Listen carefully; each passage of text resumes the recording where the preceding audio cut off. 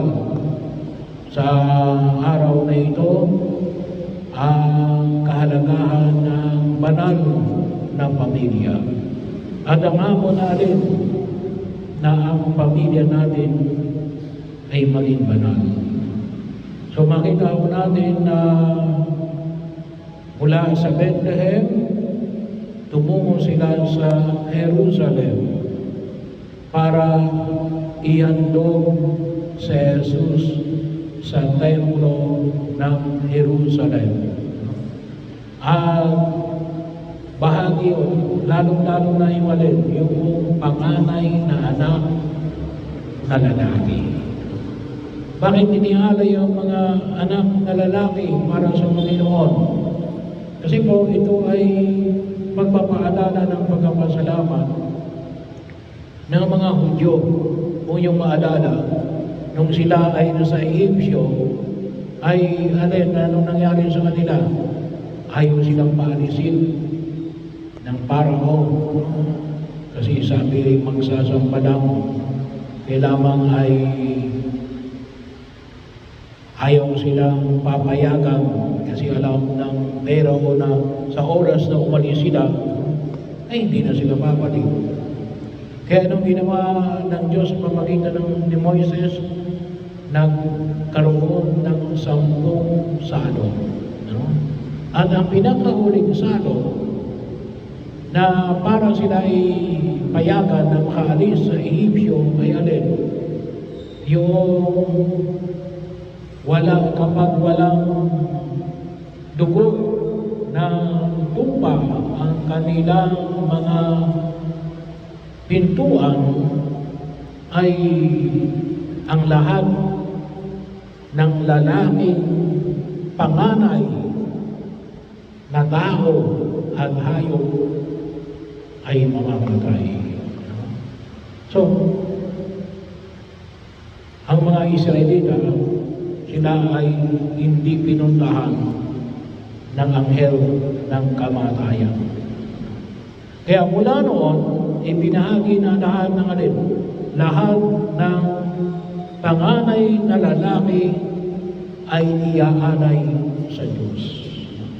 Kaya po para sa kaisipan ng mga Hudyo, lahat ng panganay na lalaki ay alin, hindi lang basta ialay sa templo ng Jerusalem, pero alin, iaalay rin na alin, maging saserdote. Pero ibang topic na yun. Bahagi yun ng pagkilos. Kaya, narito ngayon sa Ebanghelyo natin yung pag-aalay ni Jose at ni Maria sa templo ng Jerusalem. Pagkagaling nila sa Bethlehem, nabanggit ko noong Pasko na ang Bethlehem at Jerusalem ay malapit lang. 11 kilometers. Mas malayo pa ang Santa Cruz. 30 minutes lang. Bahagi yun. Ang nagkataon, sabi ko nga, ngayon, ang Bethlehem ay rin under the state of Palestine. Ang Jerusalem, bahagi ay under the state, kalahati ay under the state of Israel. So bahagi ng pagtugon na kung saan ay makita ko natin 11 kilometers lang. Mas malayo po yung Nazareth. Yung Nazareth ay alin? 145 kilometers from Jerusalem. So parang pupunta ka ng Bukawi, Bulacan. Yung layo. Pero ano yung hamon na pinapahayag ko sa atin ng pagmikapal? Yung pagkahandog sa Diyos. Yung ninanais mo na alin, ihandog mo ang iyong pamilya sa Diyos. Pagtatalaga ng pamilya para sa Diyos. Ito ay para sa Diyos. We have to consecrate our family sa harapan ng Diyos. At yung punawa yung huwag namin kalimutan sa pagkadalin. Yung bawat pamilya, may kanya-kanyang hamon. May kanya-kanyang hamon tayong inaharap. Sabi nga, kumisan iba yung hamon ng alin. Yung bagong pamilya, kapapanganak lang ng mga anak. Iba rin yung hamon na rin yung mga nag-aaral ng mga anak. Iba rin yung hamon ng alin, mga nagtatrabaho mga anak. Iba rin yung hamon ng alin, yung mga anak ay may mga asawa na. Kaya, kinakailangan natin italaga yung ating sarili sa harapan ng buong may kapal. Nakakatawa, malay sa atin bilang mga Pilipino. Gusto natin na magkasama-sama yung pamilya itong panahon na ito ng Kapaskuhan. At nakakatawa rin naman sa mga balita. Mayroon talagang mga pamilya natin sama-sama nagsisimba kapag panahon ng Pasko. Bahagi hindi lang yung magkasama-sama na kumain, magkala, pero malagay mo rin, sama-samang magsimba din. Ialay ng buong pamilya ang mga kabahagi ng pamilya sa harapan ng Diyos. Yun yung alin yun yung ginawa ni Maria at ni Jose kay Jesus. Well, dahil sa ito'y panganay na anak. Pero dapat, para sa lahat, dapat every year, ay magsama-sama yung bawat pamilya at italaga natin yung ating pamilya sa harapan ng Diyos. Katulad ng ginawa ni Maria at ni Jose at ni Jesus sa harapan ng Diyos.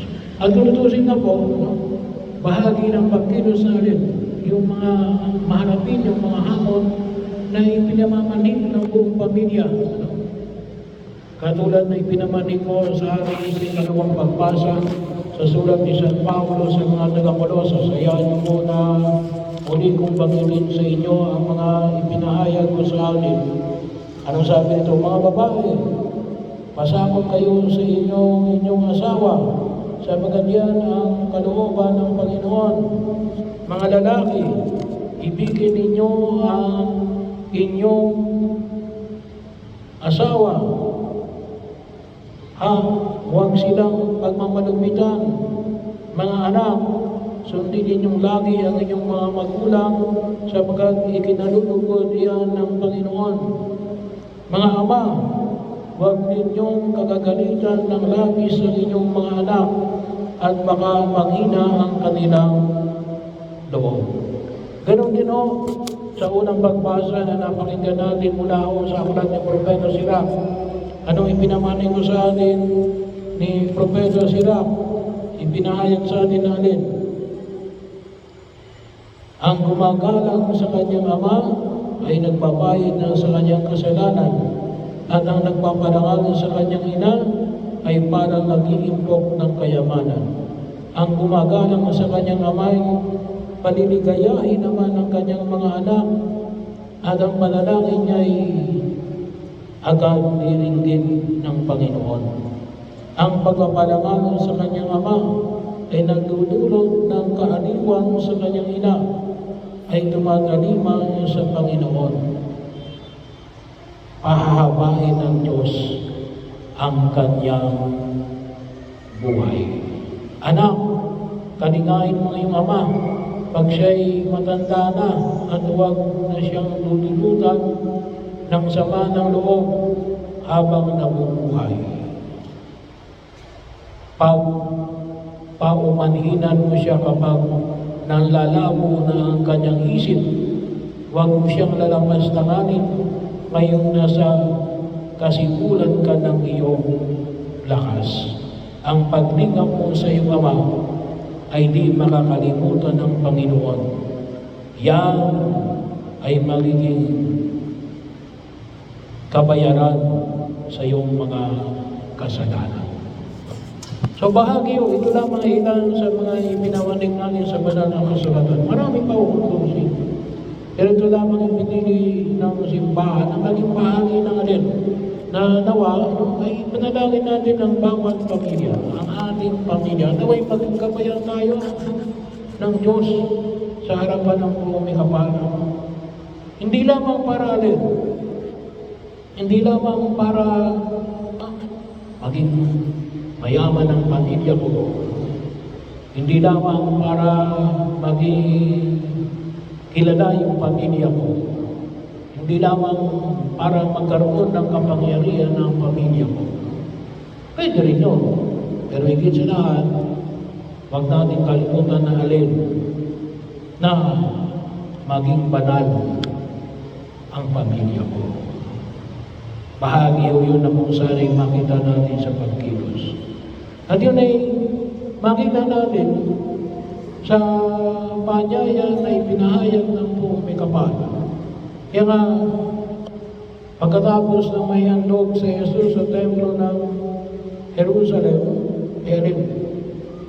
ay sabi mo natin ay umuwi sila sa Nazareth, Galilea, na kung saan ay doon nawaigin na lumaki. Pero makita natin yung paghahandog ng templo, naalala ko rin tuloy, no? Kasi para ko sa mga Israelita, yung kanilang mitiin na maitayo yung tinatawag na Third Temple of Jerusalem. Kasi very sacred sa kanila yung paghahandog. Kasi mula ho ng 73 AD, 75 AD, wala silang templo. For almost 2 millennia, wala silang templo. Kaya doon muna sila sa kanilang mga sinagoga. Pero yung paghahandog, katulad ng paghahandog kay Jesus, hindi na nila naulit yun nung nasira yung kanilang templo. Kaya nga, kung isang dahilan o kung inyong maalala na binanggit ng mga Hamas kung bakit nila tinusok ang Israel noong November 7, kasi daw bakit?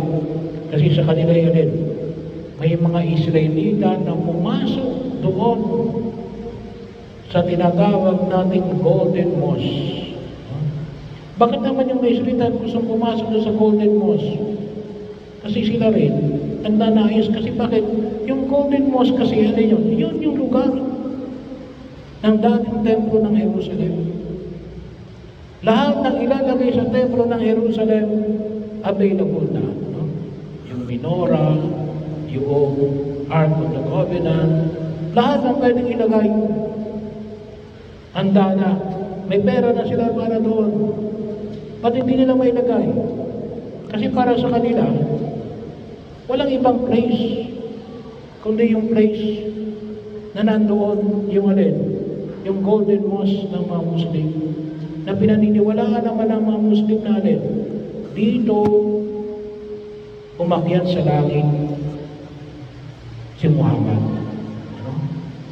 Sabi ko nga, ang tunay na kapayapaan sa Jerusalem ay makakamit lamang 10% opinion ko. Maghati sila. Sa kabila, Muslim, sa kabila ay Israelita. Kasi napakahalaga ho para sa mga Israelita yung templo. Kasi paghahandog yun napakahalaga sa kanya sa sakripisyo. Yun yung nakalagay sa tinatawag natin Torah, yung the first mga 5 books natin bilang mga Katolikong Kristiyano, Genesis, Exodus, Leviticus, Numbers, and Deuteronomy, na higit na pinangahawakan nila. Pero yun po naman yung makita natin.